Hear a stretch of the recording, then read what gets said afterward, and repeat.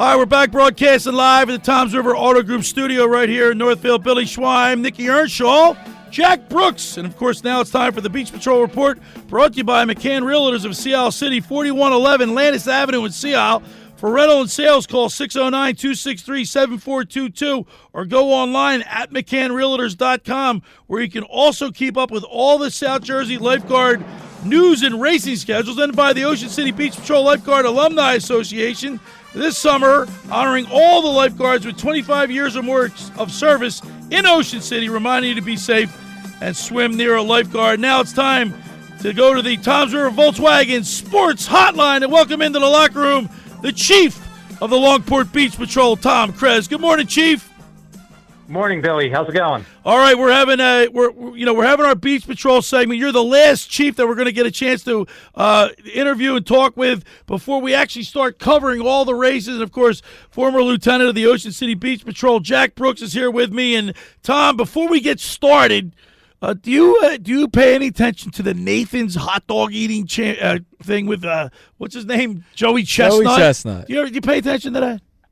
I don't, but that was quite the topic at our American Mile last night. I'm just not into like seeing a guy slam 70 hot dogs down his gullet. Yeah, that's impressive. All right, yesterday I was telling Jack Brooks, we're here doing the Beach Patrol report, that and John McCann sent us a picture of Wildwood. He said it's good to be in the wood. There were so many umbrellas, Chief Tom, that you couldn't even see the beach. And, Wildwood's got a huge beach. I'm sure Longport was packed, too. Yeah, our northern end, you couldn't see the beach. Between the umbrellas, tents, and flags, if you wanted to see the water, you had to be in the lifeguard stand. That's how crowded we were. Well, it's been beautiful. The water's been warm, too, Jack Brooks. I don't know if you had a chance to go swimming yet, but the water's been beautiful. It's been warm. And, usually that brings jellyfish, right? Eventually. We don't want to see that, live Chief. There. Yeah. Chief, I know yesterday Ocean City, and I'm sure all the beaches up and down the coast have a similar situation where you have a lot of lost children that wander away from mom and dad, and you guys and gals on the Beach Patrol, it's your job to locate them.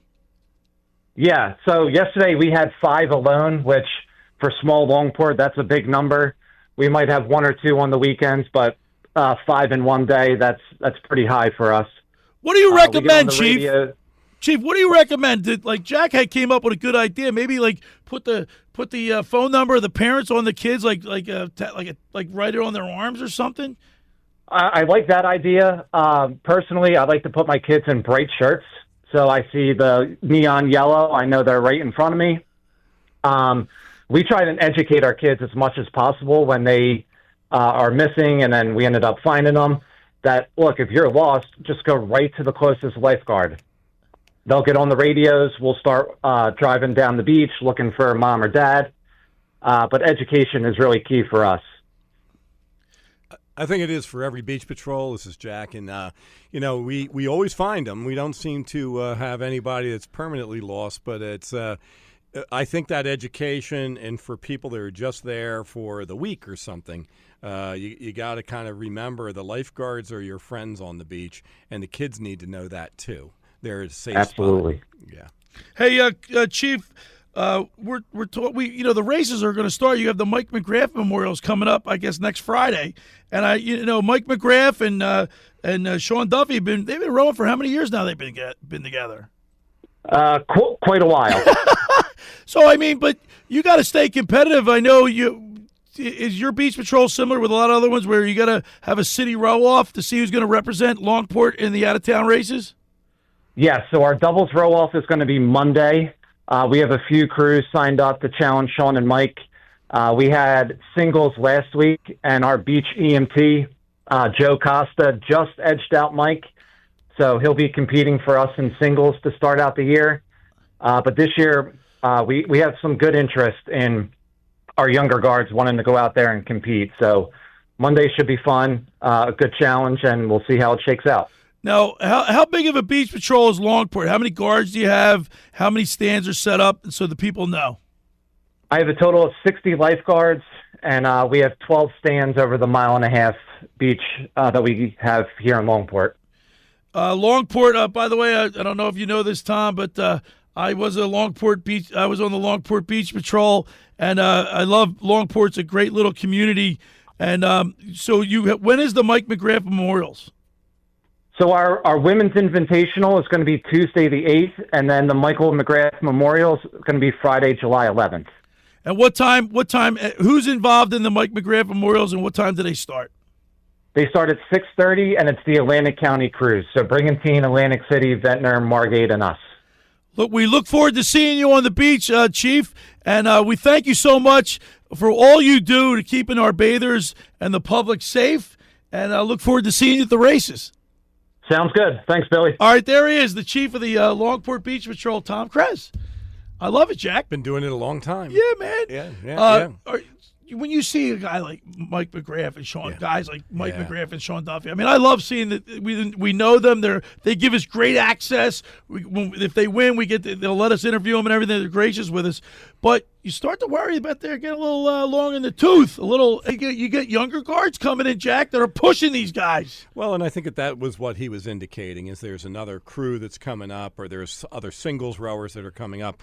And, that's just part of it. But I will say the wisdom and knowledge, when you've done so many races, it's kind of, I know the NBA is starting today, and they're the summer league. Summer league. Yeah, don't get him locked in. Locked in. I know. I heard Nicky earlier. He's locked in about that. Don't get him started, will you, Jack? Well, my correlation is, I think it's the same with the beach patrols. You start somewhere, right? And, these are people that have made it to the NBA. Yeah. So these are people that have made it to the big time. Right. They may have had some seasons of rowing, and they've won numerous. They've won several. They've won a few big races. Let's face it. Well, absolutely. Yeah. And you see these older crews during a season where they're just consistent. They've been in big races. They don't panic. They know how to make that boat go. They understand when the wind blows this way, the tide's going to go that way. I mean, there's a lot of strategy to the rowing. For like Graves and Gowdy from Margate, they won. Look at all the races they won, and then their time has come and gone. You got guys like David Funk. Look at the Funk family. And that's it. From Ventnor. Some of these people they're rowing year round. They're involved with it year round. They're bringing other people along. Like, I think any person knows, my season is now, but it may not be next season. So you want to see you want to always see your patrol as successful as it can be. And Jack, I agree with you, because we've talked. We've interviewed numerous racers. The one thing that they always say to a man and a woman is experience, whether you're a swimmer or you're singles or doubles. And that was touched on too. The Longport women's race comes up this week, and the women rowers and the women athletes are there too. And there's a great sisterhood out there of them. They really do compete. Sea Isle City, I think the 38% of their beach patrol are females. Yeah, and to me, when I was on the guards, and I go way back to where there were no women on the beach patrol. Right. I started a long time. And Ann Copeland was well, they broke the ice. These were people that came in. The glass ceiling? The glass ceiling back in the days of Mad Men. I feel like I was more like if you watch a 1960s show, that was the beach You patrol. Ready for this, Nick? I was his mascot, right? John McShane. That's I'm not trying to date you there, Jack. Well, you did. Thank you. He dated himself too. Nick, but he's got the paper over there. Like young guys look up to NBA, NHL, NFL players, NHL players. Young kids look up to lifeguards and say, "Hey, I want to do that." If you want to see that, many of the towns are running a junior lifeguard camp. Yes. And how many kids come from a little summer camp for a week? And then I want to be a lifeguard. They aspire to be a lifeguard. That's right. Next thing you know, they're 16. They're trying out. They're working out. What the head lifeguard makes it? What the head lifeguard makes in California? I did see that. Did you see that? I did see that. $500,000. Wow! I realized I was on the wrong coast. You went to the wrong coast, Jack. I went to the wrong coast. Yeah, it's like going to a big NBA program. Like saying, well, why am I starting in summer league? I want to be up there with a guy that's making like $40 million. Jack's in there making $40,000. In total. Yeah, total over my lifetime of lifeguarding. Right. Yeah. But I did see that. But, look, people will always talk about that and use examples. But how much responsibility do you have? Right. being a police chief, a fire chief, a rescue squad member, beach patrol. They see in the other communities, we disappear for a few months every year. Right.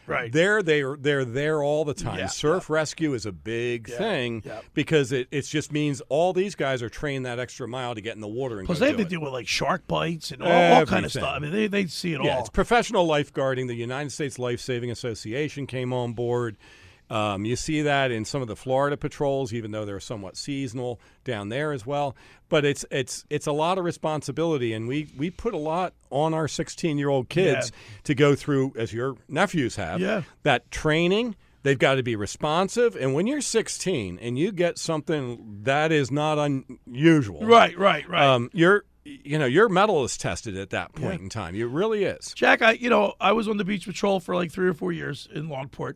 Never had to really save. I mean, I'd make some rescues and some, keep people from getting into real big trouble. Were you too busy eating lunch that you couldn't go in? Come on, Jack. He's reading the paper. Listen. That's always good. Jack, ready for this? I'm going to really date you now. You know who I used to listen to? Paul Harvey. Yeah, there you go. And the rest of the story? Yeah. That's the way it is. Yeah. That was too crockett. Anyway, but the whole time that you're training for this, I didn't actually save a life until like several years after the beach patrol when I was up at Point Pleasant. It just happened to, and I had to give mouth to mouth. It all came back right back to me. Number one question rookie's parents ask him every day when they get shout, home. Look, listen, did you save anybody today? And it's like I didn't get a chance to. Like the older guys were going to make sure. Well, preparation, like the lifeguards today don't really blow the whistles like we used to back in the day. You have a few things that help. Number one, it used to be a free-for-all. Today there's green flags in most of the East Coast and the North Jersey. Now, some places, we were in Ocean City, Maryland recently. It's kind of like swim where just go, just do whatever. You do whatever, and it's retrieval. Somebody gets into trouble, and then they're going to go and retrieve it. Right. People don't like the boxes, but our sand, sugary sand that it is, it's great to sit on. Sand. I love but our it's sand. not. But rip currents happen all the time, Right. and rip currents aren't there all day. It happens like a certain tide, a certain wind. And so that's training for those young guards too. Where do you keep people out of more than, and where can you put them? That's something that takes a little seasoning. All right, Jack, I'm going to ask you to do something real quick. I know that's not your MO. You didn't give me a heads up about this. He didn't give me a heads up either. Because we're going to be up against it. If you can do it, can you give us a rundown of some of the highlights, some of the big races in the next 2 minutes? I can give you highlights. As we said, Longport this week, that's one of the first things that's going to happen. You have the big three all the time that you're going to broadcast. Right. Now, that's 3 Fridays in a row. Right. Last Friday in July. 25th. 1st of August. And the 8th of August. Right. And those are the ones that are the granddaddy of them all, and they pack the beaches, and that's the championship round.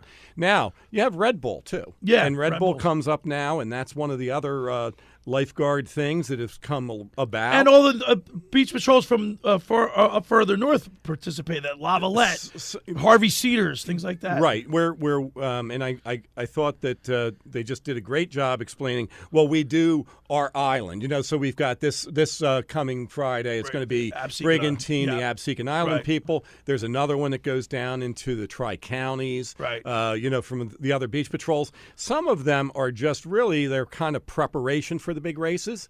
But in this month, you have a lot of swims and different things like that. But the Longport Memorial's coming up on the 11th. You got Red Bull on the 14th. Okay. That's a prize money race. Yeah. That That's a is big-time sponsored race, by, it's a big time in Ventnor. Great race to watch, different events. And as you said, patrols challenging themselves from all the way from North Jersey all the way to Cape May. I love that. That's a great race. Ocean City Women's Tournament on the 15th of July. That's become a huge event as well. Will you be down there announcing that one, Jack? Well, I have the last few. If asked, I probably will. But that's the I do a little bit to keep the people entertained and informed on the beach about what is this event replicating in lifeguarding. Okay. And then we have the Kerr Memorials, I believe. We have the Atlantic City Classic. 18th is the Kerr Memorials. So you've got the Classic is coming up. That's the other one. Dutch Hoffman's then on the 25th. Okay. Brigantine. I mean, there's so much action. But it's posted on the OCBP Alumni and Friends Facebook page. There you go. And you can see exactly the whole racing list, whether it involves Ocean City or not. We're spreading the word for everybody. All right, Jack, I want to tell you about Good Vibe Rides. The new rage is sweeping the Jersey Shore. Cruise around town in style. No gas, no stress, just pure fun. Catch the Good Vibe Rides. That's Good Vibe Rides golf carts. Go to goodviberides.com, pick out a cart of your choice, and they'll deliver it right to you. Or give them a call at 732-440-1111. Hey, the Circle Liquor Store